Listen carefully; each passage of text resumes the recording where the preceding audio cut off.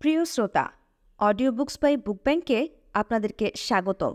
আজকে বলবো রাষ্ট্রদূত লেফটেন্যান্ট কর্নেল অবসরপ্রাপ্ত শরীফুল হক ডালিম বীর উত্তম তার লিখিত বই যা দেখেছি, যা বুঝেছি, যা করেছি।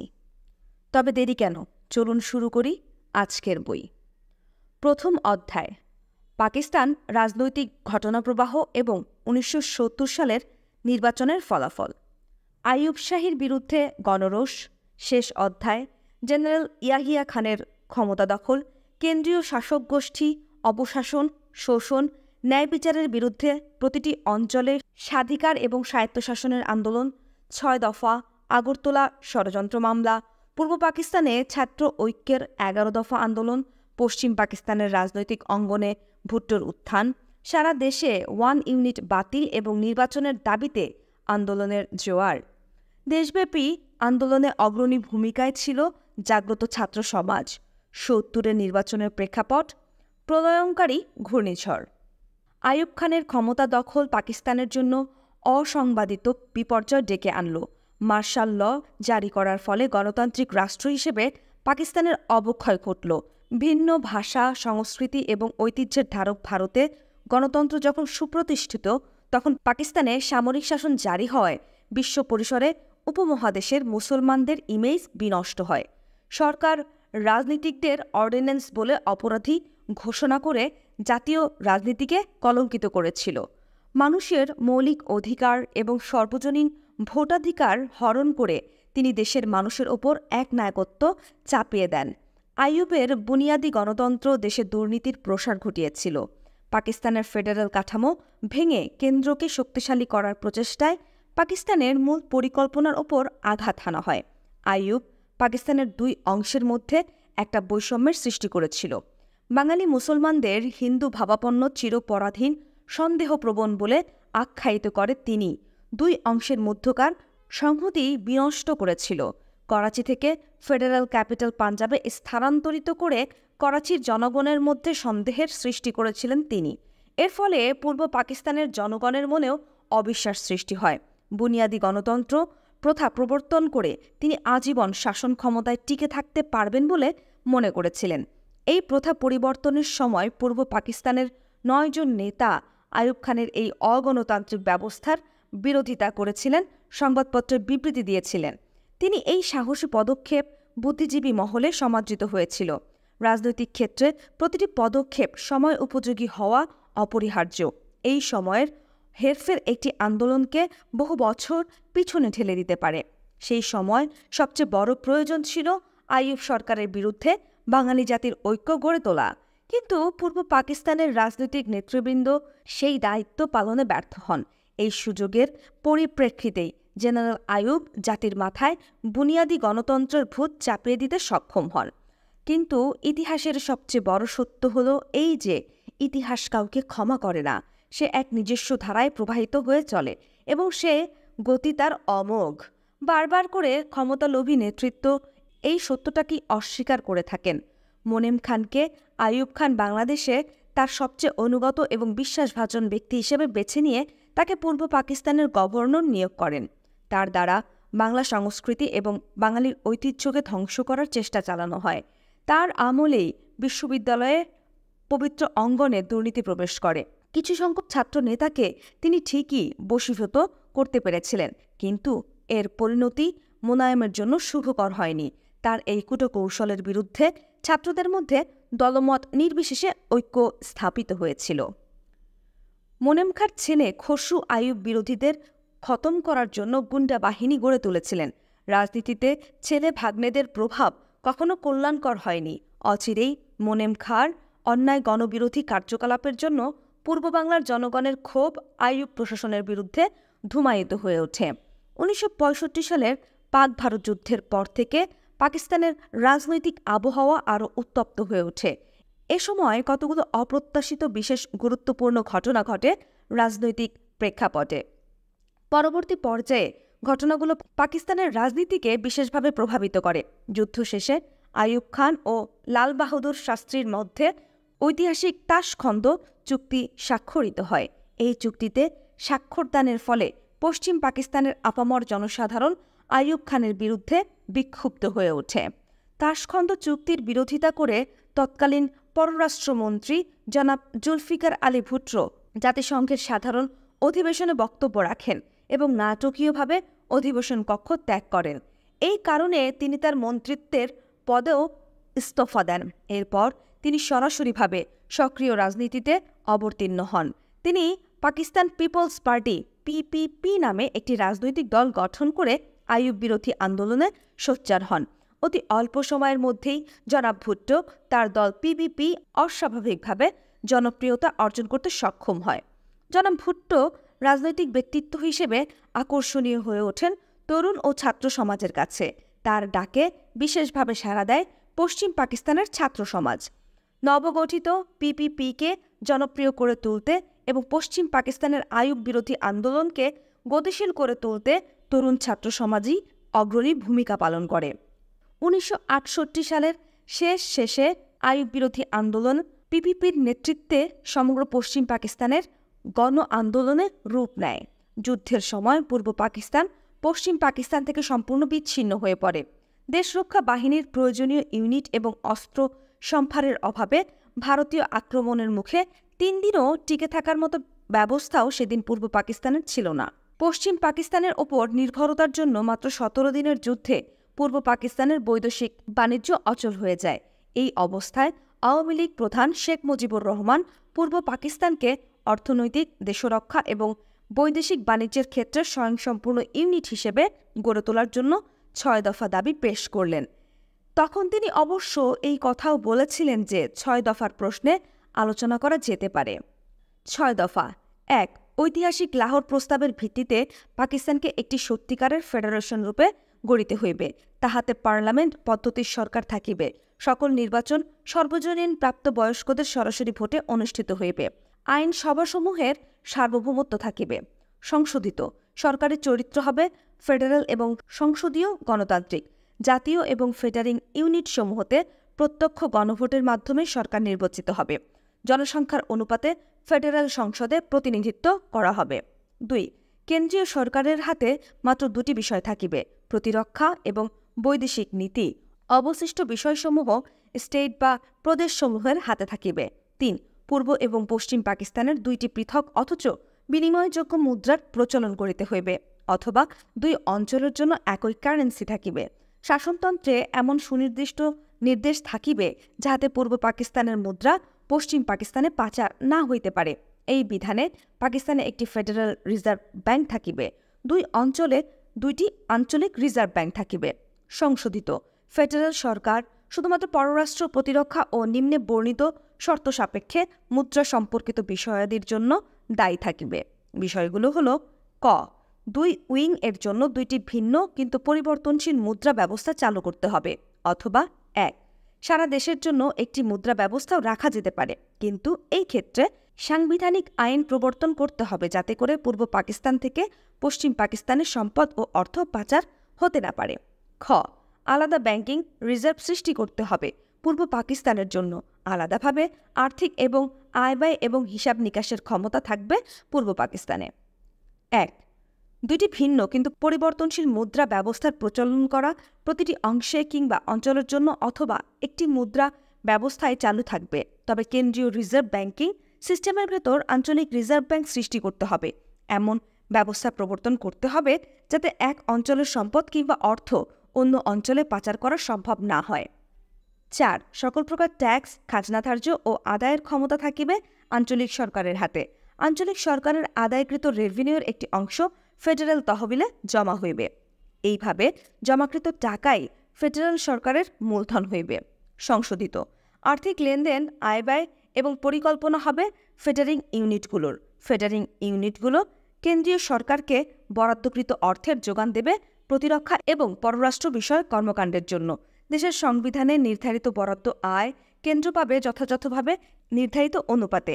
সংবিধানে এমন বিধান নির্ধারণ করা হবে যাতে কেন্দ্রীয় সরকার ফেডারিং ইউনিটগুলোর কাছ থেকে নিয়মিত অর্থ পায়, যাতে করে ফেডারেল ইউনিটগুলোর আয়-ব্যয় সংক্রান্ত নীতিগুলোর ওপর ক্ষেত্রবিশেষে নিয়ন্ত্রণ রক্ষা করা সম্ভব হয়। 5. 2 অঞ্চলের বৈদেশিক মুদ্রা আদায়ের পৃথক পৃথক হিসাব রাখিতে হইবে। এইসব অর্থ আঞ্চলিক সরকারের এখতিয়ারে থাকিবে। কেন্দ্রীয় সরকারের প্রয়োজনীয় বৈদেশিক মুদ্রা 2 অঞ্চল সমানভাবে দিবে অথবা সংবিধানের নির্ধারিত হারে আদায় হইবে। বিদেশের সঙ্গে বাণিজ্যিক চুক্তি, বিদেশে ট্রেড মিশন স্থাপন ও আমদানি রপ্তানির অধিকার আঞ্চলিক সরকারের থাকিবে। সংশোধিত বৈদেশিক মুদ্রা অর্জনের সব হিসাব প্রতিটি ফেডারিং ইউনিটের নিয়ন্ত্রণে পৃথক পৃথকভাবে রাখার বিধান সংবিধানে রাখা হবে। কেন্দ্রের জন্য প্রয়োজনীয় বৈদেশিক মুদ্রা প্রতিটি ফেডারিং ইউনিট কী অনুপাতে প্রদান করে সেটা সংবিধানে পরিষ্কারভাবে বর্ণিত থাকবে। দেশের পররাষ্ট্রনীতি নির্ধারণের দায়িত্ব হবে কেন্দ্রীয় সরকারের, কিন্তু সেই নীতির আওতায় আঞ্চলিক সরকারগুলো বহির্বাণিজ্য ও বৈদেশিক সাহায্য সম্পর্কে সরাসরি আলোচনা এবং চুক্তি সম্পাদন করতে পারবে, সেই বিধানও সংবিধানে থাকিতে হইবে। 6. পূর্ব পাকিস্তানের জন্য মিলিশিয়া বা প্যারামিলিটারি রক্ষী বাহিনী গঠন করা হইবে এবং প্রতিরক্ষা ব্যবস্থার ক্ষেত্রে পূর্ব পাকিস্তানকে আত্মনির্ভরশীল করিতে হইবে। সংশোধিত জাতীয় নিরাপত্তার স্বার্থে ফেডারিং ইউনিটগুলো নিজস্ব মিলিশিয়া অথবা প্যারামিলিটারি ফোর্স গঠন করতে পারবে। 6 দফা দাবি প্রণয়নের পরই মুজিবের প্রতি পাকিস্তানি সামরিক জান্তার আক্রোশ বেড়ে যায়। 6 দফার মাধ্যমে পরিষ্কারভাবে তুলে ধরা হয় পশ্চিম পাকিস্তান কর্তৃক পূর্ব পাকিস্তানকে শোষণ করার কথা। ওই দাবির মধ্যে পাঞ্জাবি চক্র দেশদ্রোহিতার গন্ধ পান। তারা 6 দফাকে বিচ্ছিন্নতাবাদী অপপ্রয়াস বলে চিত্রিত করেন। মূলত 6 দফা ছিল পাকিস্তান ভিত্তিক বাঙালিদের মুক্তির সনদ মাত্র। এই 6 দফা আন্দোলনকে স্তব্ধ করে দেওয়ার জন্য মুজিব ও আওয়ামী লীগের ওপর বিভিন্ন হয়রানিমূলক মামলা চাপিয়ে দেয়া হয় একটার পর একটা। কোনো মামলায় জামিন নিয়ে জেল থেকে বেরোনোর মুহূর্তে জেলগেট থেকে আবার মুজিব ও তার সহকর্মীদের গ্রেফতার করা হতো। অন্যায়ভাবে মুজিবকে এভাবে পুনঃ পুনঃ গ্রেফতার করার ফলে দেশবাসী বিশেষভাবে মুজিবের প্রতি আকৃষ্ট হয় ও তার প্রতি সহানুভূতিশীল হয়ে ওঠে। 6 দফার প্রতিও জনসমর্থন বাড়তে থাকে। ক্রমান্বয়ে 6 দফা হয়ে ওঠে বাঙালি জনগণের মনের দাবি, সোচ্চার হয়ে ওঠে তারা। ঘটনার এখানেই শেষ নয়। ষড়যন্ত্র চলল বাংলার সোচ্চার কণ্ঠ দাবিয়ে রাখার।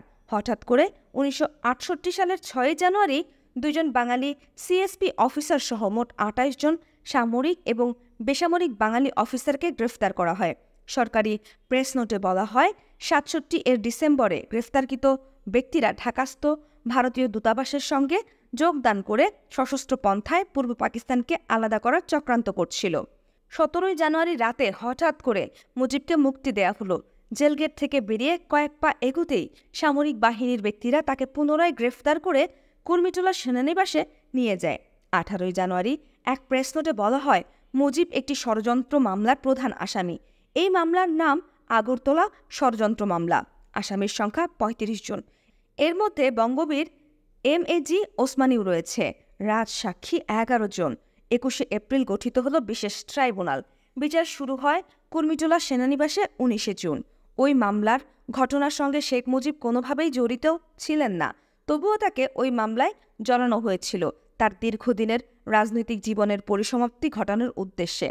পাকিস্তান সামরিক বাহিনী ও প্রশাসনিক ক্ষেত্রে চাকরিরত বাঙালি সদস্যদের প্রায় সবাই পাঞ্জাবি শাসককুলের বিরুদ্ধে বিদ্বেষভাব পোষণ করতেন। তাদের বিজাতীয় শাসন, শোষণ, বঞ্চনা, অবহেলার প্রত্যক্ষ ভুক্তভোগী ছিলেন তারা। নৌবাহিনীর লেফটেন্যান্ট কমান্ডার মোয়াজ্জেম সামরিক বাহিনীর বাঙালিদের প্রতি অবিচার ও ক্রমাগত অবহেলায় পাঞ্জাবি শাসক চক্রের বিরুদ্ধে বিক্ষুব্ধ ছিলেন। স্বাধীন সার্বভৌম বাংলার স্বপ্ন দেখেছিলেন তিনি। বেঙ্গল রেজিমেন্ট, নৌবাহিনী, বিমান বাহিনীর কতিপয় দুঃসাহসী তরুণ সদস্য এবং কয়েকজন প্রভাবশালী বাঙালি আমলার সহায়তায় তিনি পূর্ব পাকিস্তানকে বিচ্ছিন্ন করার পরিকল্পনা করেন। স্বাধীন বাংলাদেশের চিন্তা করেছিলেন মজলুম জননেতা মাওলানা আব্দুল হামিদ খান ভাসানীও, কিন্তু শেখ মুজিব কখনও পূর্ব পাকিস্তানকে বিচ্ছিন্ন করার ক্ষেত্রে চিন্তা করেননি। তিনি স্বায়ত্তশাসনের দাবি জানিয়েছিলেন মাত্র। আগরতলা ষড়যন্ত্র মামলার ধারাবিবরণী খবরের কাগজে প্রকাশিত করতে থাকে আইয়ুব মোনেম চক্র। তারা পূর্ব পাকিস্তানের বাঙালি মুসলমানদের ভারত বিরোধী মনোভাবকে তাদের স্বার্থে কাজে লাগাবার উদ্দেশ্যেই এই সিদ্ধান্ত গ্রহণ করেছিলেন। তারা ভেবেছিলেন, মানুষ যখন জানতে পারবে শেখ মুজিব ভারতের দালাল হয়ে পাকিস্তানের অখণ্ডতার বিরুদ্ধে ষড়যন্ত্রে লিপ্ত, তখন তার বিরুদ্ধে বিক্ষোভে ফেটে পড়বে। কিন্তু পরিণাম হলো সম্পূর্ণ উল্টোটাই। প্রকাশিত ধারা বিবরণীর মধ্যেই পরিস্ফুটিত হয়ে উঠল আইয়ুব মোনেম চক্রের ঘৃণ্য চক্রান্ত। এই ষড়যন্ত্রমূলক মামলাকে তখন বাঙালিরা সমগ্র বাঙালি জাতির বিরুদ্ধে ষড়যন্ত্র বলেই ধরে নেয়। ফলে সারা বাংলার মানুষ আইয়ুব শাহীর বিরুদ্ধে রুদ্র আক্রোশে ফেটে পড়ল। এখানে আবারও উল্লেখ করতে হয় যে আইয়ুব বিরোধী আন্দোলনে পূর্ব পাকিস্তানেও মুখ্য এবং অগ্রণী ভূমিকা ছিল ছাত্র সমাজের।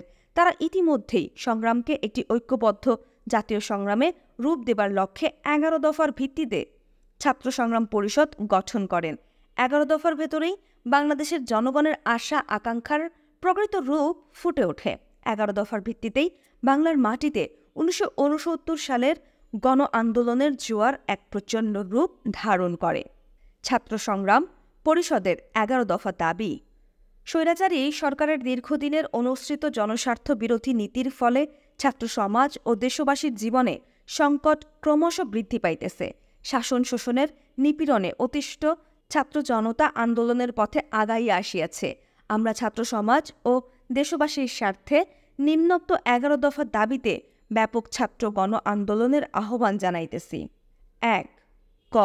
সচ্ছল কলেজসমূহকে প্রাদেশিকরণের নীতি পরিত্যাগ করিতে হইবে এবং জগন্নাথ কলেজসহ প্রাদেশিকরণকৃত কলেজসমূহকে পূর্ব অবস্থায় ফিরাইয়া দিতে হইবে। খ. শিক্ষার ব্যাপক প্রসারের জন্য প্রদেশের সর্বত্র বিশেষ করিয়া গ্রামাঞ্চলে স্কুল কলেজ স্থাপন করিতে হইবে এবং বেসরকারি উদ্যোগে প্রতিষ্ঠিত স্কুল কলেজসমূহকে সত্বর অনুমোদন দিতে হইবে। কারিগরি শিক্ষার প্রসারের জন্য পর্যাপ্ত সংখ্যক ইঞ্জিনিয়ারিং কলেজ, পলিটেকনিক্যাল এবং কমার্শিয়াল ইনস্টিটিউট স্থাপন করিতে হইবে। গ. প্রদেশের কলেজসমূহে দ্বিতীয় শিফটে 900 IA, ISC, ICOM ও BA, BSc, BCom এবং প্রতিষ্ঠিত কলেজসমূহে 900 MA ও MCom ক্লাস চালু করিতে হইবে। ঘ. ছাত্র বেতন শতকরা 50% হ্রাস করিতে হইবে।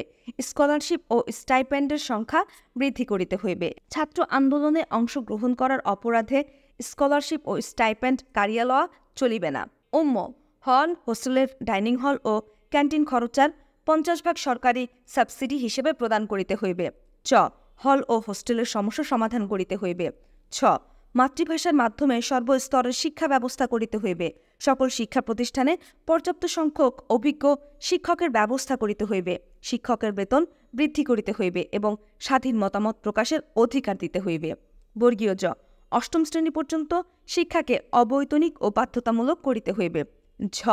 মেডিকেল বিশ্ববিদ্যালয় স্থাপন করিতে হইবে এবং অটোমেশন প্রথা বিলোপ, নমিনেশনে ভর্তি প্রথা বন্ধ, মেডিকেল কাউন্সিল অর্ডিন্যান্স বাতিল, ডেন্টাল কলেজকে পূর্ণাঙ্গ কলেজে পরিণত করা প্রভৃতি মেডিকেল ছাত্রদের সকল দাবি মানিয়া লইতে হইবে। নার্স ছাত্রীদের সকল দাবি মানিয়া লইতে হইবে। ইয়.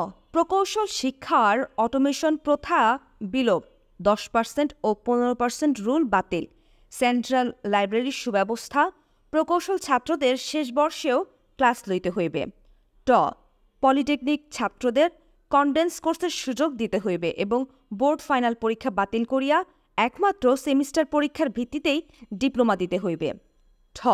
টেক্সটাইল, সিরামিক, লেদার টেকনোলজি এবং আর্ট কলেজ ছাত্রদের সকল দাবি অবিলম্বে মানিয়া লইতে হইবে। IER ছাত্রদের 10 দফা, সমাজ কল্যাণ কলেজ ছাত্রদের, MBA ছাত্রদের ও আইন ছাত্রদের সমস্ত দাবি মানিয়া লইতে হইবে। ঢাকা বিশ্ববিদ্যালয় সহ অন্যান্য বিশ্ববিদ্যালয়ে বাণিজ্য বিভাগকে আলাদা ফ্যাকাল্টি করিতে হইবে। ড. কৃষি বিশ্ববিদ্যালয় ও কলেজ ছাত্রদের ন্যায্য দাবি মানিয়া লইতে হইবে। কৃষি ডিপ্লোমা ছাত্রদের কনডেন্স কোর্সের দাবি সহ কৃষি ছাত্রদের সকল দাবিয়া মানিয়া লইতে হইবে। ঢ.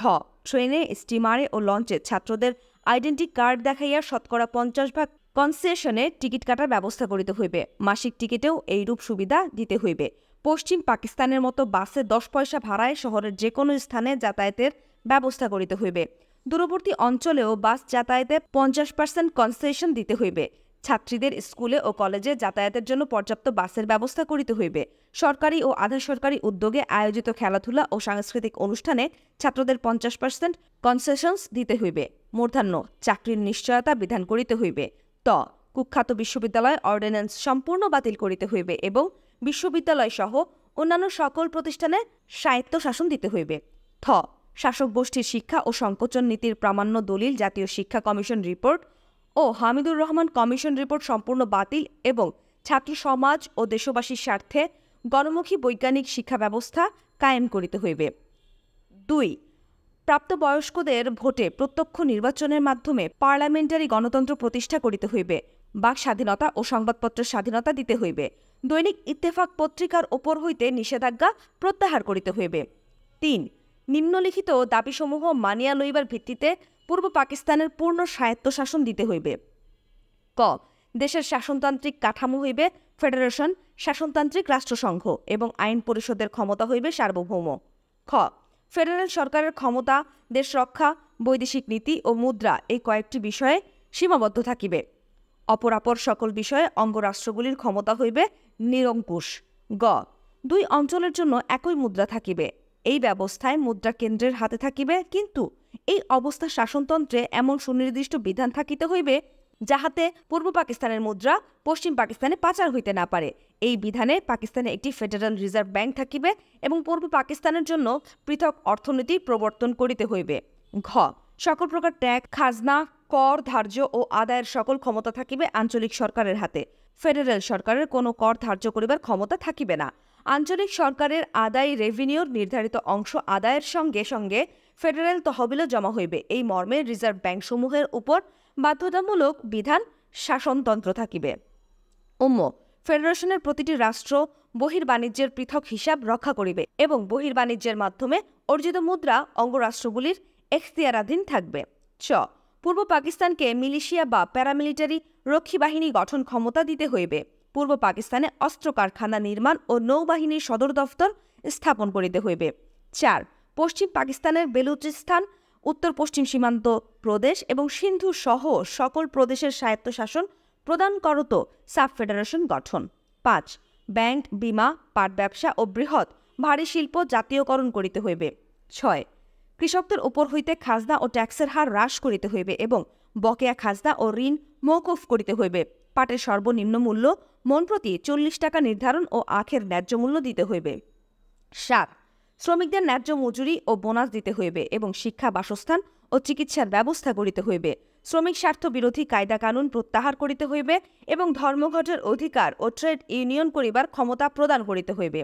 8 পূর্ব পাকিস্তানের বন্যা নিয়ন্ত্রণ ও জনসম্পদের সার্বিক ব্যবহারের ব্যবস্থা করিতে হইবে। 9 জরুরি আইন প্রত্যাহার, নিরাপত্তা ও অন্যান্য নির্যাতনমূলক আইন প্রত্যাহার করিতে হইবে। 10 সিয়াটো, সেন্টো, পাক মার্কিন সামরিক চুক্তি বাতিল করিয়া জোট বহির্ভূত স্বাধীন নিরপেক্ষ পররাষ্ট্রনীতি কায়েম করিতে হইবে। 11 দেশের বিভিন্ন কারাগারে আটক সকল ছাত্র, শ্রমিক, কৃষক, রাজনৈতিক কর্মী ও নেতৃবৃন্দের অবিলম্বে মুক্তি, গ্রেফতারি পরোয়ানা ও হুলিয়া প্রত্যাহার এবং আগরতলা ষড়যন্ত্র মামলাসহ সকল রাজনৈতিক কারণে দায়েরকৃত মামলা প্রত্যাহার করিতে হইবে। সংগ্রামী ছাত্র পরিষদের নেতৃত্ব দেন আব্দুর রউফ, সভাপতি পূর্ব পাকিস্তান ছাত্রলীগ; খালেদ মোহাম্মদ আলী, সাধারণ সম্পাদক পূর্ব পাকিস্তান ছাত্রলীগ; সাইফুদ্দিন আহমদ, সভাপতি পূর্ব পাকিস্তান ছাত্র ইউনিয়ন; শামসুদ্দোহা, সাধারণ সম্পাদক পূর্ব পাকিস্তান ছাত্র ইউনিয়ন; মোস্তফা জামাল হায়দার, সহসভাপতি পূর্ব পাকিস্তান ছাত্র ইউনিয়ন; দীপা দত্ত, সাধারণ সম্পাদক পূর্ব পাকিস্তান ছাত্র ইউনিয়ন; তোফায়েল আহমেদ, সহসভাপতি ডাকসু; নাজিব কামরান চৌধুরী, সাধারণ সম্পাদক ডাকসু। রাজনৈতিক নেতৃবৃন্দ কিন্তু সেদিন ছাত্র আন্দোলনের সাথে তাল রেখে চলতে পারেনি। সমগ্র বাংলার জনগণের কাছে সেদিন 6 দফা আন্দোলনকে নিষ্প্রভ করে দিয়ে ছাত্র সংগ্রাম পরিষদের 11 দফা অত্যন্ত জনপ্রিয় হয়ে ওঠে। ছাত্র সংগ্রাম পরিষদের তরুণ 8 নেতার জনপ্রিয়তার কাছে সেদিন রাজনৈতিক নেতৃবৃন্দের ভাবমূর্তি ম্লান হয়ে গিয়েছিল। পরবর্তীকালে আগরতলা মামলা থেকে শেখ মুজিবুর রহমান ছাড়া পেয়ে রেসকোর্স ময়দানে প্রথম বক্তৃতায় বলতে বাধ্য হন, জেল থেকে আমি বেরিয়ে এসে আমি দেখি আওয়ামী লীগের 6 দফা ছাত্র সংগ্রাম পরিষদের 11 দফায় বিলীন হইয়া গেছে। যাই হোক, আন্দোলন তখন দুর্বার হয়ে উঠেছে। প্রমাদ গুনলেন আইয়ুব খান। এমন সময়েই আগরতলা ষড়যন্ত্র মামলার অন্যতম আসামি সার্জেন্ট জহুরুল হককে বন্দী অবস্থায় নির্মমভাবে গুলি করে হত্যা করা হয় কর্মীটোলায়। এর প্রতিবাদে মুসলিম জননেতা মাওলানা ভাসানী গর্জে উঠলেন আইয়ুব শাহীর বিরুদ্ধে। অতীতে তিনি প্রতিটি গণ আন্দোলনের নেতৃত্ব দিয়েছেন, তার মধ্যে রয়েছে আন্দোলনের বীজ। তিনি কিভাবে চুপ থাকতে পারেন? ভাসানী ক্যান্টনমেন্ট ঘেরাও করবেন বলে হুমকি দিলেন। তার নেতৃত্বে ঢাকার বুকে আন্দোলন উদ্দাম হয়ে উঠল। বাঁধ ভাঙার ঢেউয়ের মতো বাংলার দামাল ছেলেরা মার্শাল ল ভঙ্গ করল। এখানে অগ্রণী ভূমিকায় জাগ্রত ছাত্র সমাজ। কারফিউ চলছে দিনরাত, তার মধ্যে বজ্রকণ্ঠে গর্জন উঠল মধ্যরাতে, জয় বাংলা! হল থেকে হলে, তারপর বাইরে। কারফিউ অগ্রাহ্য করে ঢাকার রাজপথে জনতার ঢল নামল। সেই রাতেই গুলি চলল। অগণিত দেশপ্রেমিক বাঙালি শাহাদাত বরণ করলেন সামরিক বাহিনীর গুলিতে। এতটুকু বিচলিত হলো না বাংলার দুর্জয় মানুষ। বজ্র কঠিন শপথ নিয়ে এগিয়ে চলল তারা, তাদের প্রিয় নেতাদের ক্যান্টনমেন্ট থেকে ছিনিয়ে আনবেই। বুকের রক্তের বিনিময়ে অধিকার আদায়ের দৃঢ় প্রত্যয়ের মুখে ধসে পড়ল আইয়ুব প্রশাসন। এতে অত্যন্ত জটিল হয়ে ওঠে সার্বিক পরিস্থিতি। জাতীয় রাজনীতির এই ক্রান্তিলগ্ন। আমি তখন কোয়েটায় 16 ডিভিশনের 62 ফিল্ড আর্টিলারি রেজিমেন্টে পোস্টেড। আমার আবাস কিংস রোডের আর্টিলারি অফিসার্স মেসে। আমি ছাড়াও তখন কোয়েটাতে বেশ কয়েকজন বাঙালি অফিসার বিভিন্ন রেজিমেন্ট ও ব্যাটালিয়নে পোস্টেড ছিলেন। Colonel Dastagir G one div headquarters, major Hafiz 32 field regiment, captain Shahid 33 cavalry, captain Sharful 33 cavalry, captain Mohsin Baluch regiment, major Malik BM, major Kader engineers, captain Maula EME battalion, captain Amsa Amin infantry school, captain Zaker, captain Huda, captain Shafayet, lieutenant Harun 26 field artillery regiment, captain Iftekhar, captain Mazahar Uddin Mollah, lieutenant KB 63 field artillery regiment, captain Jamal AMC, captain Kashem ASC প্রমুখ। এছাড়াও ছিলেন বেশ কিছু সংখ্যক JCO, NCO ও জওয়ান ভাইরা। School of infantry and tactics, EME battalion, signal battalion, Depp headquarters, staff college এবং 33 ক্যাভারলি রেজিমেন্টে।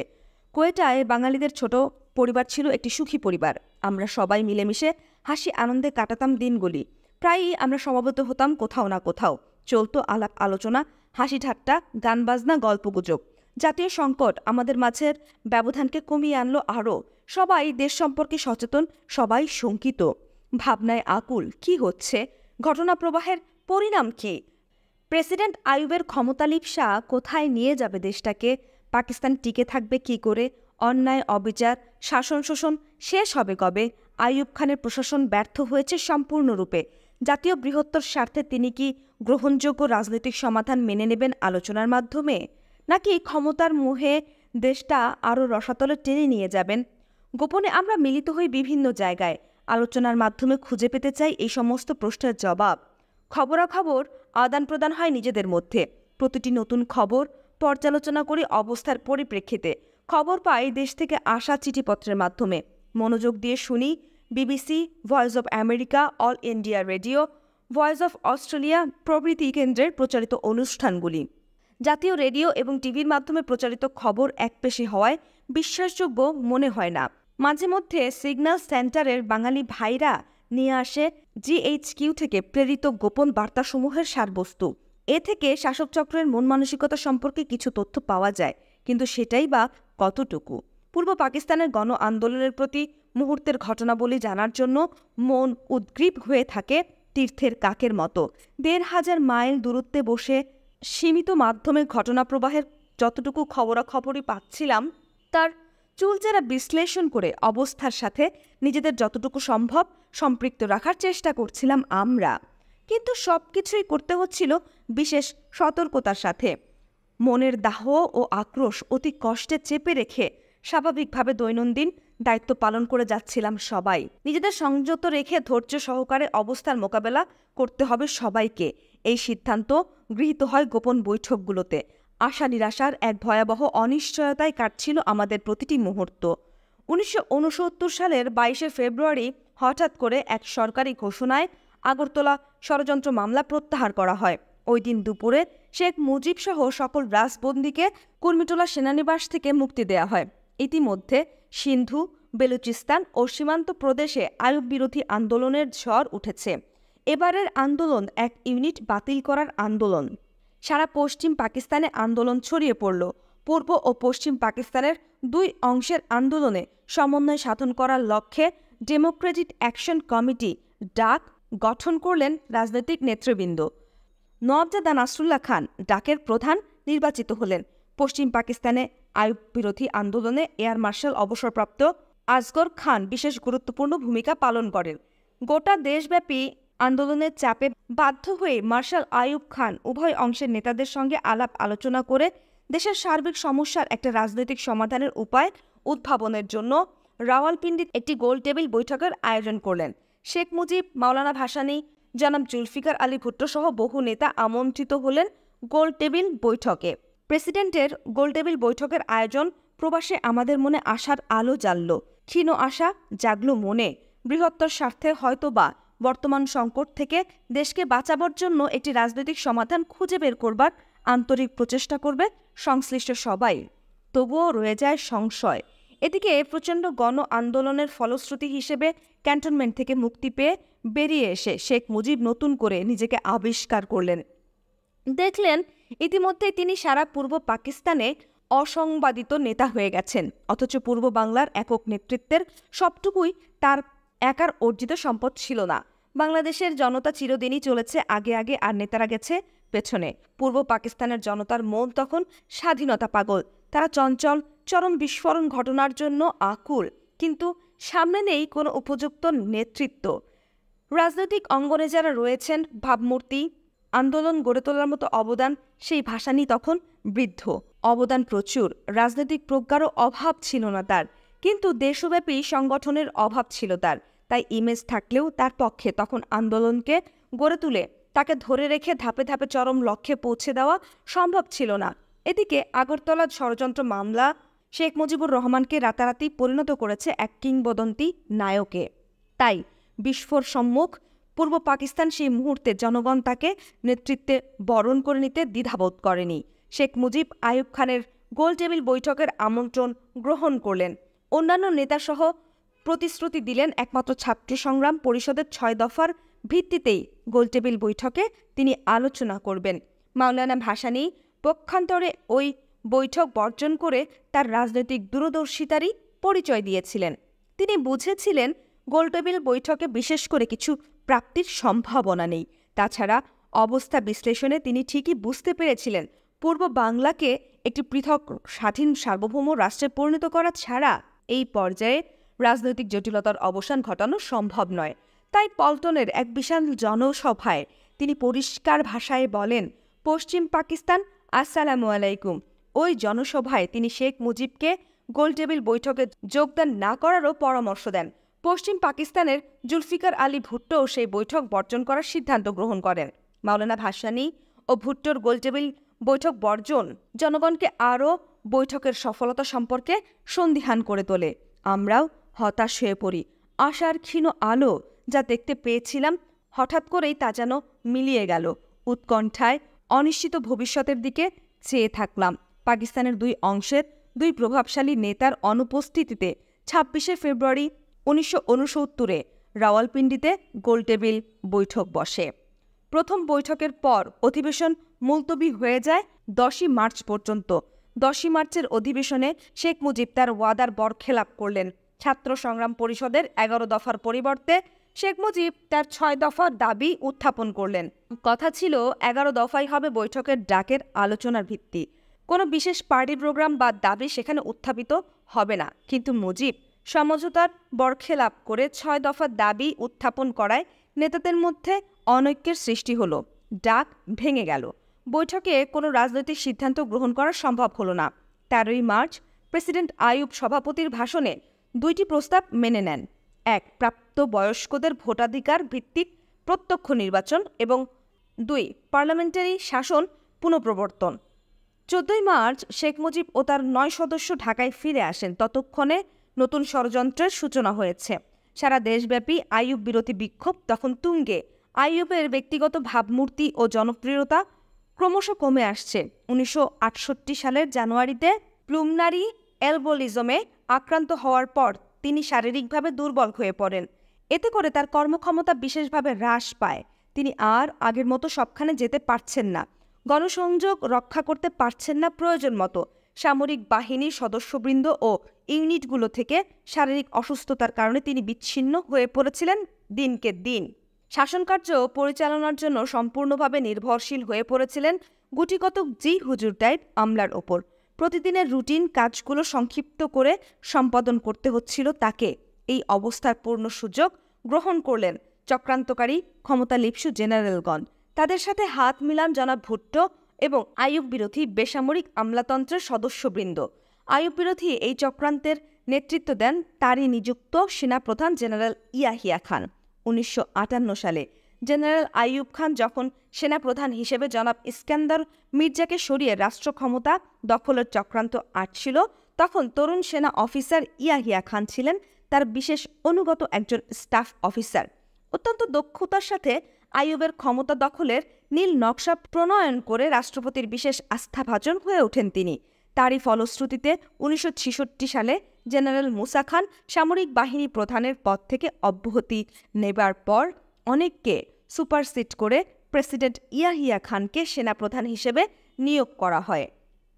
আইয়ুব খানের ধারণায় ইয়াহিয়া ছিলেন একজন সহজ, হালকা মেজাজের, আরামপ্রিয় সামরিক অফিসার, যার কোনো রাজনৈতিক উচ্চাভিলাষ নেই। ভেবেছিলেন স্বীয় শাসন টিকিয়ে রাখতে জেনারেল ইয়াহিয়ার মাধ্যমে সেনাবাহিনীর ওপর তিনি তার নিয়ন্ত্রণ ধরে রাখতে পারবেন অতি সহজে। কিন্তু তার সে ভাবনা মিথ্যে প্রমাণিত হয়। সার্বিক পরিস্থিতির সুযোগ নিয়ে একদিকে জেনারেলদের নিয়ে ইয়াহিয়া খান তার ক্ষমতা দখলের নীল নকশা নতুন করে তৈরি করতে গোপন বৈঠকে মিলিত হতে থাকেন। অপরদিকে জেনারেল পিরজাদার মাধ্যমে ভুট্টোকে উৎসাহিত করেন আইয়ুব বিরোধী গণ আন্দোলন জোরদার করে তোলার জন্য। জেনারেলদের পরোক্ষ আশীর্বাদ পুষ্ট হয়েই জনাব ভুট্টো সরাসরিভাবে রাজনৈতিক অঙ্গনে আত্মপ্রকাশ করেন ও আইয়ুব বিরোধী আন্দোলন গড়ে তুলতে অতি উৎসাহী হয়ে ঝাঁপিয়ে পড়েন। প্রভাবশালী বেসরকারি আমলা জনাব আজিজ আহমেদ ও তার অনুসারীরা আইয়ুব বিরোধী প্রচারণা অতি চাতুরতার সাথে ছড়িয়ে দিলেন সরকারি আমলাদের মধ্যে। প্রশাসনের একটি অংশকে আইয়ুব শাহীর বিরুদ্ধে খেপিয়ে তুলতে সক্ষম হয় সেই প্রচারণা। উপরন্তু দেশের সার্বিক পরিস্থিতির অবনতি সম্পর্কে মেজর জেনারেল আকবরের নির্দেশে এমন সব তথ্য প্রেসিডেন্টকে জানানো হচ্ছিল যাতে ক্রমশই আইয়ুব খান হয়ে পড়ছিলেন আশাহীন ও দুর্বল, হারিয়ে ফেলেছিলেন আত্মবিশ্বাস। এখন পরিস্থিতিতে 19 মার্চ জেনারেল ইয়াহিয়া খান পূর্ব পাকিস্তান থেকে ডেকে পাঠালেন জেনারেল মুজাফফর উদ্দিনকে। একটি গোপন বৈঠক অনুষ্ঠিত হল জেনারেলদের। বৈঠকে chief of general staff general গুল হাসান সবার তরফ থেকে সেনাপ্রধান জেনারেল ইয়াহিয়ার কাছে প্রস্তাব রাখলেন, আমরা দেশের অবস্থার অবনতি আর সহ্য করব না। দেশের অখণ্ডতা আজ হুমকির মুখে। আইয়ুব প্রশাসন আজ সম্পূর্ণরূপে অকেজ। এই পরিস্থিতিতে আপনার নেতৃত্বে মার্শাল ল জারি করা ছাড়া দেশকে বাঁচানোর আর কোনো পথ নেই। আপনি যত সত্বর সম্ভব দেশের সর্বময় ক্ষমতা গ্রহণ করুন। বৈঠকে সিদ্ধান্ত নেওয়া হয় 25 মার্চ দেশে সামরিক শাসন জারি করা হবে। গোপন এই বৈঠকের পর ইয়াহিয়া খান জেনারেল আইয়ুবকে পরিষ্কারভাবে জানিয়ে দেন, আমরা পরিস্থিতির অবনতি আর দেখতে চাই না। 25 মার্চের মধ্যে আপনার যা করণীয় করে ফেলুন। আইয়ুব খান পরিস্থিতির উন্নতির জন্য শেষ চেষ্টা স্বরূপ পূর্ব পাকিস্তান ও পশ্চিম পাকিস্তানের গভর্নর বদল করেন, কিন্তু তাতেও অবস্থার কোনো পরিবর্তন হলো না। 24 মার্চ জেনারেল রাও ফরমান আলী জেনারেল মুজাফফর উদ্দিনের সাথে রাওয়ালপিন্ডিতে গমন করেন। জেনারেল ইয়াহিয়া খানের সাথে জেনারেলদের মিটিং হলো। অনেক ফরমেশন কমান্ডাররা উপস্থিত ছিলেন সেই গুরুত্বপূর্ণ মিটিংয়ে। মার্শাল ল প্রস্তাব নিয়ে আলাপ আলোচনার পর তারা সবাই মিলে প্রেসিডেন্ট হাউসে গেলেন। সেখানে প্রেসিডেন্ট আইয়ুব, আলতাফ কহর এবং ফিদা হাসান অপেক্ষা করছিলেন। আলোচনার প্রথমেই প্রেসিডেন্ট দৃঢ়তার সাথে বলেন, এখন দেখছি মার্শাল ল ছাড়া আর কোনো উপায় নেই। আলবত, ইয়াহিয়া খান বললেন। প্রেসিডেন্ট আইয়ুব ভেবেছিলেন তার নেতৃত্বে মার্শাল ল জারি হবে, কিন্তু ইয়াহিয়া খান দৃঢ়তার সাথে বললেন, মার্শাল ল সামরিক বাহিনীর লোকদের নেতৃত্বে হবে। এই কথা শুনে আইয়ুব খান বললেন, আপনার উদ্দেশ্য বুঝতে পেরেছি, ঠিক আছে, আমি পদত্যাগ করছি। আইয়ুব খানের বক্তৃতা রেকর্ড করা হলো। 24 মার্চই ইয়াহিয়া ভুট্টোর সাথে দেখা করে বলেন, আইয়ুব খান ব্যর্থ হয়েছেন, আমি ক্ষমতা গ্রহণ করছি, এখন তোমার মতামত কি? অত্যন্ত ধূর্ততার সাথে ভুট্টোর শর্ত সাপেক্ষে সমর্থন জানালেন। 25 মার্চ রাতে আইয়ুবের রেকর্ডকৃত বক্তৃতা জাতির উদ্দেশ্যে প্রচার করা হলো। আইয়ুব পদত্যাগের কথা ঘোষণা করলেন। সামরিক শাসন জারি হলো। জেনারেল ইয়াহিয়া খান হলেন প্রধান সামরিক আইন প্রশাসক। শাসনতন্ত্র স্থগিত করার সামরিক ফরমান জারি হলো। সামরিক শাসন জারি করার যৌক্তিকতা বয়ান করতে গিয়ে প্রেসিডেন্ট আইয়ুব তার বক্তৃতায় বলেন, প্রশাসনিক, অর্থনৈতিক, রাজনৈতিক এবং সার্বিক বিশৃঙ্খলার জন্যই সামরিক শাসন বাধ্য হয়ে জারি করা হলো। 11 বছর আইয়ুব শাহীর শোষণ শাসনের ফলে দেশের অবকাঠামো যখন সম্পূর্ণভাবে ভেঙে পড়েছে, তখন প্রভাবশালী ফিল্ড মার্শাল অত্যন্ত অসহায়ের মতো বলেন, রাষ্ট্রপতি হিসেবে দেশের ধ্বংসযজ্ঞ স্বচক্ষে দেখতে চাই না বলেই আমি পদত্যাগের সিদ্ধান্ত নিয়েছি। ইতিহাসের অমোঘ নিয়মে স্বৈরাচারের কি করুণ পরিণতি। দেশের সার্বিক পরিস্থিতিতে বিশেষ করে গোলটেবিল বৈঠক ব্যর্থ হয়ে যাওয়ায় পরিপ্রেক্ষিতে সামরিক শাসন জারি ও সেনাপ্রধান ইয়াহিয়া খানের নেতৃত্ব গ্রহণে দেশবাসী খুব একটা বিস্মিত হয়নি। এ যেন ছিল অনেকটা অবধারিত পরিণতি। আলোচনার মাধ্যমে রাজনৈতিক সমস্যার সমাধান খুঁজে পাবার প্রচেষ্টা যখন ব্যর্থ হয়ে যায়, তখন স্বৈরাচারী একনায়কত্ব অস্ত্রশক্তির জোরে জাতির ওপর একপেশে সমাধান চাপিয়ে দেবার চেষ্টা করে। গোলটেবিল বৈঠকের ব্যর্থতার পর আইয়ুব খানের কাছেও সামরিক শাসন জারি করা ছাড়া আর কোনো পথ ছিল না। আইয়ুব বিরোধী প্রচণ্ড গণবিক্ষোভের মুখে আইয়ুব শাহীকে টিকিয়ে রেখে কিংবা আইয়ুব খানের নেতৃত্বে সামরিক শাসন জারি করে অবস্থাকে নিয়ন্ত্রণে আনাও ছিল অসম্ভব। তাই আইয়ুব খানকে সরিয়ে ইয়াহিয়া খানের নেতৃত্বে মার্শাল ল জারি করার সিদ্ধান্ত গ্রহণ করেন জেনারেলরা। অনেককেই সে সময় বলতে শুনেছি, নেহায়েত অপারগ হয়েই নাকি জেনারেল ইয়াহিয়া খান ক্ষমতা গ্রহণ করতে বাধ্য হন। কিন্তু 1965 সালে পাক ভারত যুদ্ধের পর থেকে ঘটনাবলী এটাই প্রমাণ করে যে আইয়ুব খানের ব্যর্থতার পরিপ্রেক্ষিতে ক্রমবর্ধমান সার্বিক পরিস্থিতির অবনতির সাথে তাল মিলিয়ে জেনারেল ইয়াহিয়া খান ও ক্ষমতালিপ্সু জেনারেলরা ঠান্ডা মাথায় ক্ষমতা দখলের নীল নকশা তৈরি করে চলেছিলেন পর্দার অন্তরালে, অতি গোপনে। ইয়াহিয়া খানের ক্ষমতা দখলের উপাখ্যান কিছুটা আকস্মিক হলেও সাধারণভাবে রাজনৈতিক নেতৃবৃন্দ যেমন এতে বিস্মিত হলেন না, ঠিক তেমনি অখুশিও হলেন না। সদ্য প্রচারিত সামরিক আইনকে অভিনন্দন না জানালেও নীরবে এ পরিবর্তনকে তারা যেন মেনেই নিল। ক্ষমতা দখলের 24 ঘন্টার মধ্যে জেনারেল ইয়াহিয়া খান জাতির প্রতি প্রদত্ত ভাষণে বলেন, আমি আপনাদের পরিষ্কারভাবে বলে দিতে চাই, আমার কোনো রাজনৈতিক অভিলাষ নেই। আমার একমাত্র প্রচেষ্টা হবে অতি সত্বর একটি শাসনতান্ত্রিক সরকার গঠন করে ব্যারাকে ফিরে যাওয়া।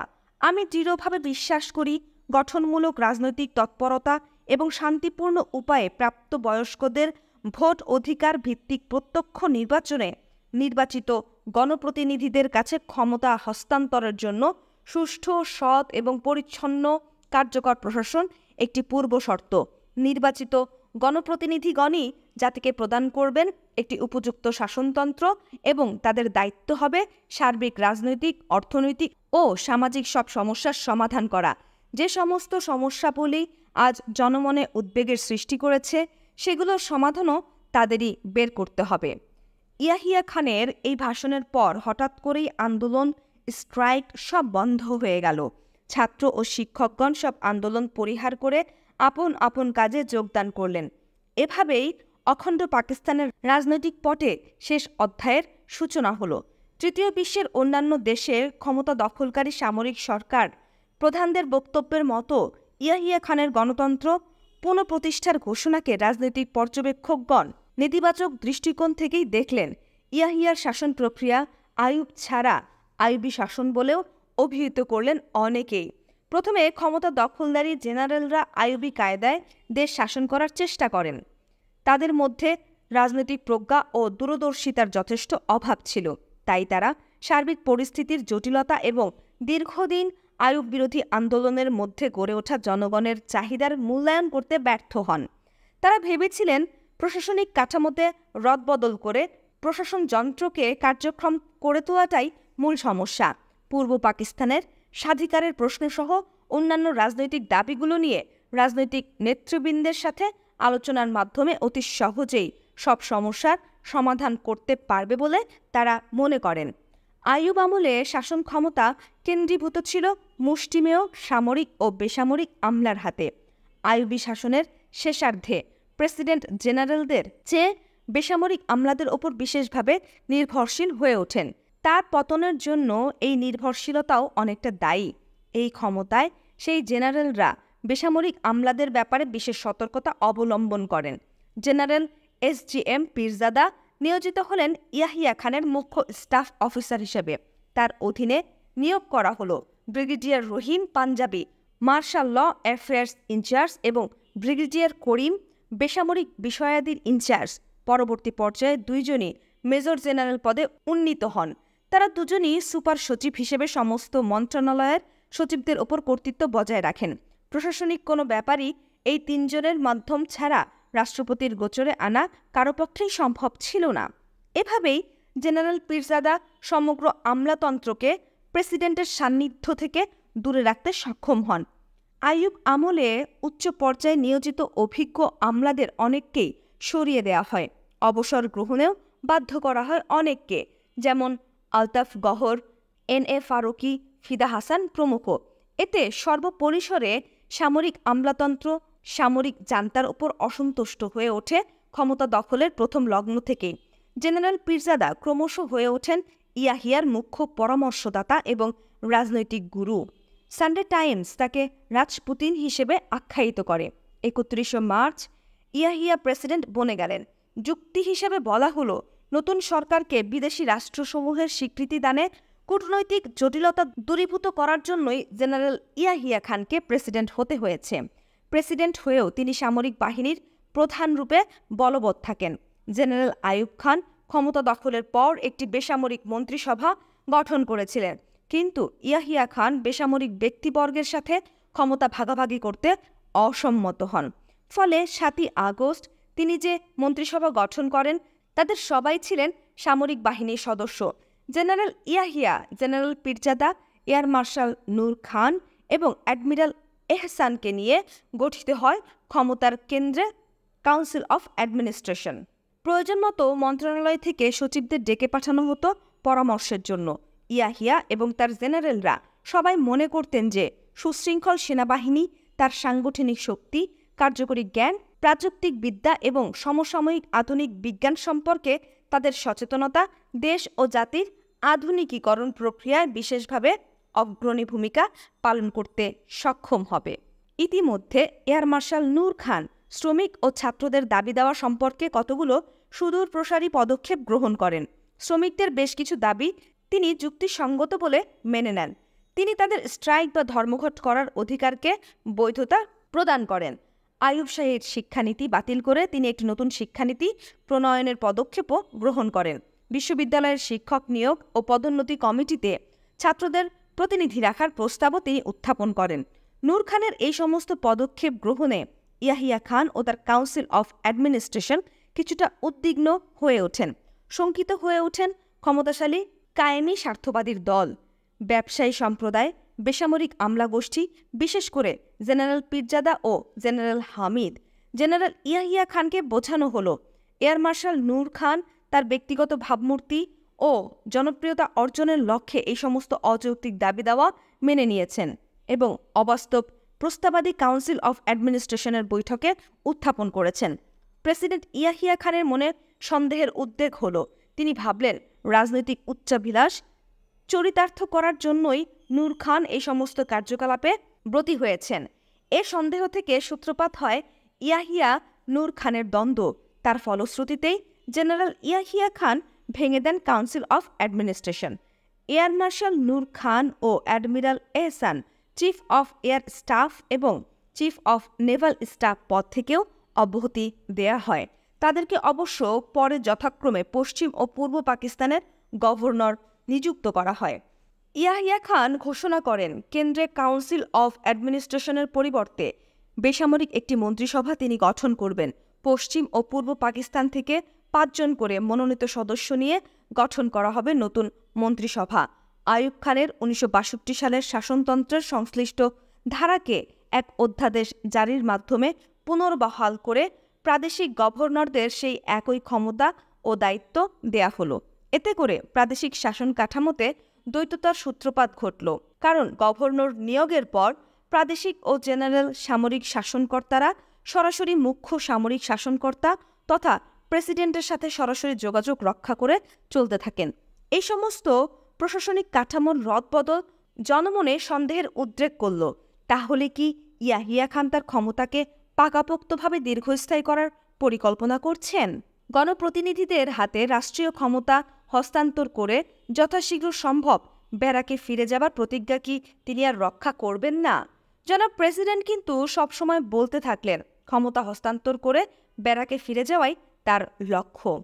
ইয়াহিয়ার শাসনকালে বেসামরিক আমলা, বিশেষ করে সিএসপি অফিসারদের জন্য ছিল এক কালো অধ্যায়। জেনারেল পীরজাদা ও তার নেতৃত্বাধীন সিএমএলএ অফিসের 2 জন সুপার সেক্রেটারি জেনারেল রহিম ও জেনারেল করিমের প্ররোচনায় ৩০৩ জন সিএসপি অফিসারকে দুর্নীতির অভিযোগে চাকরিচ্যুত করা হয়। এদের মধ্যে অনেক প্রবীণ ও বিচক্ষণ কর্মকর্তা ছিলেন। দুর্নীতির অভিযোগ আনলে কোনো সুষ্ঠু তদন্ত ছাড়াই তাদের বিরুদ্ধে অ্যাকশন নেওয়া হয়। এমনকি চাকরিচ্যুত অফিসাররা তাদের বিরুদ্ধে আনিত দুর্নীতির অভিযোগের সত্যতা বা অসত্যতা প্রমাণের সুযোগ হতেও বঞ্চিত হন। চাকরিচ্যুত অফিসারদের কয়েকজন পরবর্তীকালে নির্দোষ প্রমাণিত হওয়ায় আবার চাকরিতে পুনর্বহাল হতে সক্ষম হন। পূর্ব পাকিস্তানের বাঙালিদের প্রতি পাকিস্তানি শাসক গোষ্ঠীর হীন মনোভাব, বিদ্বেষ, অসম আচরণ, বঞ্চনা জনমনে সৃষ্টি করে প্রচণ্ড বিক্ষোভ। এই বিক্ষোভের আগুনকে প্রশমিত করতে এবং বাঙালিদের কিছুটা খুশি করতে প্রেসিডেন্ট ইয়াহিয়া খান কতগুলো পদক্ষেপ গ্রহণ করেন। তিনি ৬ জন বাঙালি সিএসপি অফিসারকে কেন্দ্রীয় প্রশাসনে সেক্রেটারির পদে নিয়োগ করেন। তিনি প্রতিটি মন্ত্রণালয়ে নির্দেশ দেন, যখনই কোনো সিনিয়র পোস্ট খালি হবে সেখানে বাঙালিদের অগ্রাধিকারের ভিত্তিতে নিয়োগ দেওয়া হবে। তার নির্দেশে বাঙালিদের জন্য সামরিক বাহিনীতে নিয়োগের কোটা দ্বিগুণ করা হয়। বাঙালিদের মনে পঞ্জীভূত ক্ষোভ প্রশমিত করার জন্য প্রেসিডেন্টের আন্তরিকতা ও সৎ প্রচেষ্টা প্রশংসনীয় হলেও কালের পরিপ্রেক্ষিতে ঘটনাপ্রবাহ তখন অনেক এগিয়ে গেছে। পুরো বাঙালি জাতি ১৯৬৯ সালে ভাবছে মাত্র একটি দাবির কথা, স্বাধিকার অথবা স্বাধীনতা। এই অবস্থায় প্রেসিডেন্টের পদক্ষেপগুলোকে বাঙালিরা গ্রহণ করে যৎসামান্য অনুদান হিসেবে। আজ যেখানে সমগ্র বাঙালি জাতি চাইছে স্বাধিকার অথবা স্বাধীনতা, সেখানে এই ধরনের সামান্য অনুদান বাঙালি তাদের সংগ্রাম থেকে সরে আসবেই বা কেন? আগস্ট মাসের মধ্যেই প্রেসিডেন্ট তার মন্ত্রিসভা গঠন করেন। সদস্যদের মধ্যে প্রায় সবাই ছিলেন বয়সে প্রবীণ। পশ্চিম পাকিস্তান থেকে নেওয়া হয় একজন অবসরপ্রাপ্ত মেজর জেনারেল এবং একজন প্রাক্তন চিফ জাস্টিস, তথাকথিত ২২ পরিবারের একজন জমিদারের মধ্যে থেকে একজন এবং শিল্পপতিদের মধ্যে থেকে একজন। পূর্ব পাকিস্তান থেকে নেওয়া হয় ২ জন প্রাক্তন সিএসপি অফিসার, একজন রাজনীতিবিদ এবং একজন বেসামরিক খাতের ব্যবসাদার এবং একজন শিক্ষাবিদ। ইয়াহিয়া খানের নতুন মন্ত্রিসভা জনগণের মনে কোনো প্রতিক্রিয়া সৃষ্টি করতে ব্যর্থ হয়। যে কোনো সামরিক শাসনাধীন মন্ত্রিসভার মতো ইয়াহিয়ার মন্ত্রিসভার ক্ষমতাও ছিল অতি সীমিত। গুরুত্বপূর্ণ কোনো বিষয়ে সিদ্ধান্তের ক্ষমতা কোনো মন্ত্রীর ছিল না। সমস্ত সিদ্ধান্ত গ্রহণ করা হতো প্রেসিডেন্ট ও তার কিচেন ক্যাবিনেট এর আলোচনার পরিপ্রেক্ষিতে। মন্ত্রীগণ আনুষ্ঠানিকতা নিয়ে ব্যস্ত থাকতেন। সভা সমিতি, ফিতা কাটার অনুষ্ঠান, নিমন্ত্রণ রক্ষা করেই খুশি ছিলেন মন্ত্রী মহোদয়গণ। তাদের মন্ত্রিত্ব বজিয়ে রাখার জন্য তারা সম্পূর্ণভাবে নির্ভরশীল ছিলেন স্বয়ং প্রেসিডেন্টের অনুগ্রহের উপর। তাই প্রেসিডেন্টকে খুশি রাখাই ছিল তাদের প্রধান কর্তব্য। জেনারেল ইয়াহিয়া খান যখন ক্ষমতা দখল করে তখন দেশ জটিল রাজনৈতিক ও সাংবিধানিক সমস্যার আবর্তে নিমজ্জিত। আর্থসামাজিক অবস্থারও চরম অবনতি ঘটেছে। দেশের অখণ্ডতাই শুধু নয়, জাতীয় অর্থনীতিও বিপর্যয়ের সম্মুখীন। সার্বিক এ পরিস্থিতি মোকাবেলা করার ক্ষমতা এবং সামর্থ্য কোনোটাই ইয়াহিয়া সরকারের ছিল না।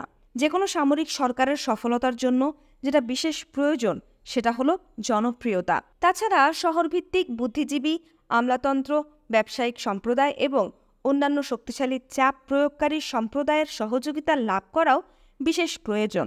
ইয়াহিয়া সরকারের উল্লেখিত জনসমর্থন এবং শহরভিত্তিক শক্তিশালী সম্প্রদায়গুলোর সহযোগিতা এই দুটোর একটিও ছিল না। তদুপরি জান্তার মধ্যেও ছিল ক্ষমতার কোন্দল। সর্বোপরি আইয়ুব খানের মতো জেনারেল ইয়াহিয়া সমগ্র সেনাবাহিনীর একচ্ছত্র অধিপতিও ছিলেন না। সবকিছু মিলিয়ে ইয়াহিয়া সরকার ছিল মূলত একটি দুর্বল, অস্থায়ী সরকার। ইতিমধ্যে জাতীয় পরিসরে অর্থনৈতিক উন্নয়ন ও সুষম বণ্টনকে কেন্দ্র করে বিতর্কের সৃষ্টি হয়। বেশিরভাগ রাজনীতিবিদ এবং বিশেষজ্ঞগণ মনে করেন প্রচলিত ধনতান্ত্রিক অবকাঠামোতে অর্থনৈতিক উন্নতি আর সম্ভব নয়। তারা দাবি তোলেন মানুষের বেঁচে থাকার ন্যূনতম প্রয়োজনগুলো সরকারের নিশ্চিত করতে হবে। এর জন্য তারা সোচ্চার হয়ে ওঠেন আর্থসামাজিক অবকাঠামোর আমূল পরিবর্তনের পক্ষে, কিন্তু সেটা সম্ভব ছিল না। বৈপ্লবিক পরিবর্তন সাধনের মাধ্যমে ইয়াহিয়া সরকারের পক্ষে সময়ের এ চাহিদা পূরণ করা ছিল অসম্ভব এক প্রত্যাশা। তবুও সীমিত ক্ষমতাধারী ইয়াহিয়া খান ঘোষণা করলেন, আমাদের এই অবস্থায় সুষ্ঠু পরিকল্পনার মাধ্যমে অর্থনৈতিক উন্নতির পথে অগ্রসর হওয়া ছাড়া আর কোনো গতি নেই। সামাজিক ন্যায় প্রতিষ্ঠা করতে না পারলে অর্থনৈতিক উন্নয়নের সব প্রচেষ্টাই ব্যর্থ হবে। সামাজিক ব্যবধান অবশ্যই কমিয়ে আনতে হবে। গরিব ও বড়লোক শ্রেণীর মধ্যে অর্থনৈতিক ভারসাম্য প্রতিষ্ঠা করতে না পারলে সামাজিক অস্থিরতা, প্রতিহিংসা ও দ্বন্দ্বের অবসান ঘটানো যাবে না। ফলে কোনো প্রকার অর্থনৈতিক অগ্রগতি সম্ভব হবে না। সুপরিকল্পিত অর্থনীতি মানে হচ্ছে সর্বপরিসরে সাধারণ জনগণের জীবিকার মান উন্নত করা এবং শুধুমাত্র সুবিধাভোগী শ্রেণীর স্বার্থের পরিবর্তে জনগণের স্বার্থকে অগ্রাধিকার প্রদান করা। বাস্তবে এই নীতি প্রয়োগের জন্য প্রয়োজনীয় হয়ে ওঠে অবকাঠামোর বৈপ্লবিক পরিবর্তন। সামান্য কিছু কসমেটিক পরিবর্তনের মাধ্যমে ফলপ্রসূ করা কিছুতেই সম্ভব ছিল না। ইয়াহিয়া সরকার 1969 থেকে 70 এবং 1970 থেকে 71 বাজেটে শ্রমিকদের ন্যূনতম পারিশ্রমিক ধার্য করে দেয় এবং স্বাস্থ্য, শিক্ষা, বাসস্থান ক্ষেত্রেও বরাদ্দ বাড়িয়ে দেয়। ইতিমধ্যে বৈদেশিক সাহায্যের পরিমাণও কমে আসে অভ্যন্তরীণ সঞ্চয়ের হার। ফলে প্ল্যানিং কমিশনকে বাজেট বরাদ্দে রদবদল করতে হয়। 1969-এর গণ আন্দোলন ও বাঙালিদের পশ্চিমা বিরোধী ক্ষোভের একটি প্রধান কারণ ছিল পূর্ব পাকিস্তান ও পশ্চিম পাকিস্তানের মধ্যে ব্যাপক অর্থনৈতিক বৈষম্য। দীর্ঘদিনের শোষণ ও বঞ্চনার ফলে এই বৈষম্য ব্যাপক আকার ধারণ করে। দেশি বিদেশি বিশেষজ্ঞরা অভিমত প্রকাশ করেন, পাহাড় সমান এই বৈষম্য দূর করতে না পারলে পাকিস্তানকে এক রাখা যাবে না, কিন্তু পাকিস্তানকে এক রাখার জন্য অসামান্য রাজনৈতিক এবং অর্থনৈতিক ত্যাগ স্বীকার করতে হবে পশ্চিম পাকিস্তানকে। পশ্চিম পাকিস্তানের শাসক গোষ্ঠী কি তার জন্য প্রস্তুত? শাসক গোষ্ঠীর এ সদিচ্ছা থাকলেও রাতারাতি এই বৈষম্য দূরীভূত করা অবাস্তব। কিন্তু পূর্ব পাকিস্তানের জনগণের কাছে পশ্চিম পাকিস্তানের এই সদিচ্ছা কতটুকুই বা বিশ্বাসযোগ্য বা গ্রহণযোগ্য? এই অবস্থার মধ্যেই ইয়াহিয়ার সরকারকে উদ্যোগ গ্রহণ করতে হয় চতুর্থ পাঁচশলা পরিকল্পনা প্রণয়নের। শেখ মুজিব প্রথমত এর প্রতিবাদ করেন। তার যুক্তি ছিল, অস্থায়ী সরকার হিসেবে ইয়াহিয়া সরকারের সুদূরপ্রসারী পাঁচশলা পরিকল্পনা প্রণয়নের কোনো অধিকার নেই। কিন্তু পরে তিনি বুঝতে পারেন অর্থনীতিকে সচল রাখার জন্য এবং বিদেশি সাহায্যের ধারা প্রবাহমান রাখার জন্য পরিকল্পনার প্রয়োজন। ফলে 1970 সালের 3রা ফেব্রুয়ারি জাতীয় অর্থনৈতিক কাউন্সিলের অধিবেশন শুরু হয় রাষ্ট্রপতির সভাপতিত্বে। অধিবেশনে পূর্ব পাকিস্তান ও পশ্চিম পাকিস্তান থেকে মনোনীত মন্ত্রীদের মধ্যে চতুর্থ পঞ্চবার্ষিক পরিকল্পনার ব্যাপারে মতপার্থক্য দেখা দেয়। বিতর্কের এক পর্যায়ে রাষ্ট্রপতি বাধ্য হয়ে দুটি নীতি নির্ধারক ফরমান জারি করে। তিনি কমিটির সদস্যবৃন্দকে নির্দেশ দেন, 1. সামাজিক ন্যায় প্রতিষ্ঠার উপর বিশেষ গুরুত্ব দিতে হবে। 2. আঞ্চলিক বৈষম্য উল্লেখযোগ্যভাবে কমিয়ে আনতে হবে। প্রেসিডেন্টের ইচ্ছা অনুযায়ী পাঁচশলা পরিকল্পনার একটি খসড়া প্রণয়ন করা হয়। সেটা পূর্ব পশ্চিম পাকিস্তানের অর্থনীতিবিদদের দিয়ে গঠিত আলাদা প্যানেলের কাছে পেশ করা হয় তাদের মতামত জানার জন্য। অর্থনীতিবিদদের মতামত সহ দুটো প্যানেল থেকে রিপোর্ট পেশ করা হয় ন্যাশনাল ইকোনমিক কাউন্সিলে। রিপোর্ট দুইটি ছিল বিপরীতধর্মী। 1970 সালে 2রা জুন কমিশনের অধিবেশন অনুষ্ঠিত হয় পাঁচশলা পরিকল্পনা চূড়ান্ত করার জন্য। অধিবেশনে রিপোর্ট দুইটির ওপর প্রচণ্ড তর্ক বিতর্ক হয়। ফলশ্রুতিতে দেশের উত্তপ্ত রাজনৈতিক পরিবেশ আরও বেশি তীব্র হয়ে ওঠে। অনেক বাকবিতণ্ডার পর 1970 সালের জুনের শেষকালে চূড়ান্ত পাঁচশলা পরিকল্পনা প্রণীত হয় এবং জাতীয় ইকোনমিক কাউন্সিলে সেটা গৃহীত হয়। গৃহীত পরিকল্পনায় আর্থিক বরাদ্দ ছিল নিম্নরূপ: কোটি রুপিতে। সরকারি খাত: পূর্ব পাকিস্তান 2940, 60%; পশ্চিম পাকিস্তান 1960, 40%; মোট 49%। বেসরকারি খাত: পূর্ব পাকিস্তান 1000, 39%; পশ্চিম পাকিস্তান 1600, 61%; মোট 26%। মোট পূর্ব পাকিস্তান 3940 তথা 52.5%, পশ্চিম পাকিস্তান 3560 তথা 47.5%, মোট 7500।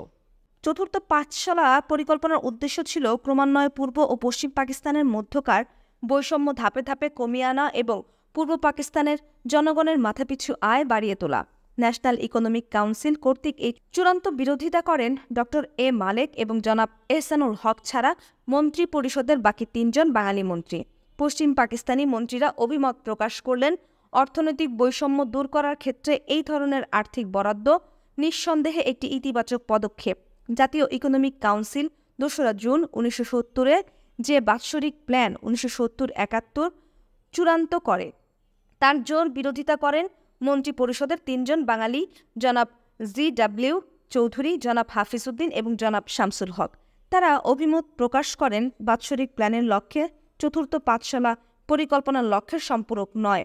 অর্থনৈতিক বৈষম্য দূরীকরণ এবং মাথাপিছু আয় বৃদ্ধির আন্তরিকতা সেই বাৎসরিক প্ল্যানে প্রতিফলিত হয়নি বিধায় এই প্ল্যান গ্রহণযোগ্য নয়। কিন্তু প্রেসিডেন্ট ইয়াহিয়া খান বাঙালি ৩ জন মন্ত্রীর যুক্তিসম্পন্ন এবং প্রতিবাদকে উপেক্ষা করে প্ল্যানিং কমিশনকে বাৎসরিক প্ল্যানের প্রস্তাবগুলি বাস্তবায়নের আদেশ দেন। ফলে জনাব জি.ডব্লিউ. চৌধুরী, জনাব হাফিজ উদ্দিন এবং জনাব শামসুল হক সম্মিলিতভাবে জেনারেল ইয়াহিয়া খানকে লিখিতভাবে জানান, অতি অন্যায়ভাবে বাৎসরিক বাজেটে পূর্ব পাকিস্তানের জন্য বৈষম্যমূলক আর্থিক বরাদ্দের প্রতিবাদে মন্ত্রিসভা থেকে পদত্যাগের সিদ্ধান্ত জানাচ্ছি। এই ধরনের অন্যায় মেনে নিয়ে মন্ত্রী হিসেবে দায়িত্ব পালন করা আমাদের পক্ষে সম্ভব নয়। তারা জানতেন যে ইয়াহিয়া খান অতি সহজেই তাদের অব্যাহতি দিতে পারেন, তবুও তারা ভেবেছিলেন তাদের সম্মিলিত পদত্যাগের সিদ্ধান্তের পরিপ্রেক্ষিতে বাকি 2 জন বাঙালি মন্ত্রীর পদত্যাগ করা ছাড়া আর কোনো গতান্তর থাকবে না। মন্ত্রী পরিষদ থেকে সব বাঙালিদের একসাথে পদত্যাগ একটি গুরুত্বপূর্ণ রাজনৈতিক ইস্যু হিসেবে রাজনৈতিক আন্দোলনে ইতিবাচক প্রভাব ফেলতে সক্ষম হবে। ইয়াহিয়া খান বাধ্য হবে তার মন্ত্রিসভা ভেঙে দিতে। পূর্ব পাকিস্তানের সংবাদপত্রগুলো সোচ্চার হয়ে বলতে পারবে যে ইয়াহিয়া খানের দ্বারা নিযুক্ত মন্ত্রীরাও আজ তার সরকারের বাঙালি বিরোধী মনোভাব সমালোচনায় মুখর হয়ে উঠেছে। অন্যায় বৈষম্যমূলক আচরণের বিরোধিতায় তারা পদত্যাগে বাধ্য হয়েছে। এই অবস্থায় অত্যন্ত আকস্মিকভাবে প্রেসিডেন্ট আলোচনার জন্য ডেকে পাঠালেন জনাব জি.ডব্লিউ. চৌধুরী, জনাব হাফিজ উদ্দিন এবং জনাব শামসুল হক 3 জনকেই।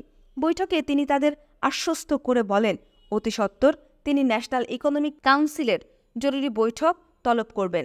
জরুরি বৈঠকে প্ল্যানিং কমিশনকে তিনি পরিষ্কারভাবে বলেন, মন্ত্রিসভায় বাঙালি সহকর্মীরা আমায় বলেছে 1970-71 বাৎসরিক বাজেটে আর্থিক বরাদ্দ অসম হয়েছে।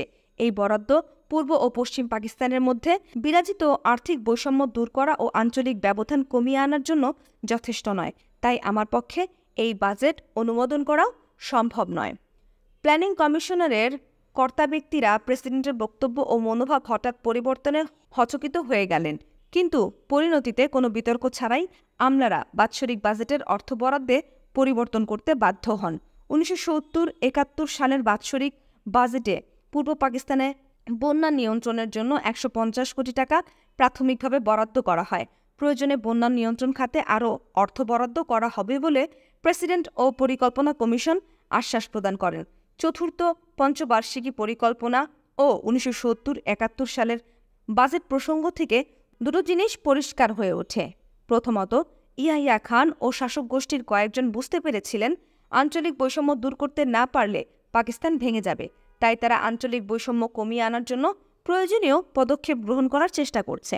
দ্বিতীয়ত, যদিও বা শাসক গোষ্ঠীর মুষ্টিমেয় সদস্য এবং প্রেসিডেন্ট স্বয়ং আঞ্চলিক বৈষম্য থেকে সৃষ্ট রাজনৈতিক জটিলতা দূর করে দেশের অখণ্ডতা রক্ষা করার জন্য আন্তরিকভাবে সচেষ্ট হয়, কিছু কার্যকরী পদক্ষেপ গ্রহণ করেন, তথাপি বৃহৎ পরিসরে ক্ষমতাসীন অনেকের মধ্যে পূর্ব পাকিস্তানের বাঙালিদের প্রতি হীনমন্যতা ও বিদ্বেষ তখনও বলবৎ থাকায় পাকিস্তানের ভাঙা রোধ করা সম্ভব হয়ে ওঠে। শ্রোতা বন্ধুগণ, পর্বটি শোনার জন্য আপনাদেরকে ধন্যবাদ। আমাদের audio books by book bank চ্যানেলটিকে সাবস্ক্রাইব করতে ভুলবেন না এবং পড়াটি কেমন লাগছে আপনাদের সেটাও কমেন্টসে জানাবেন। ধন্যবাদ সবাইকে।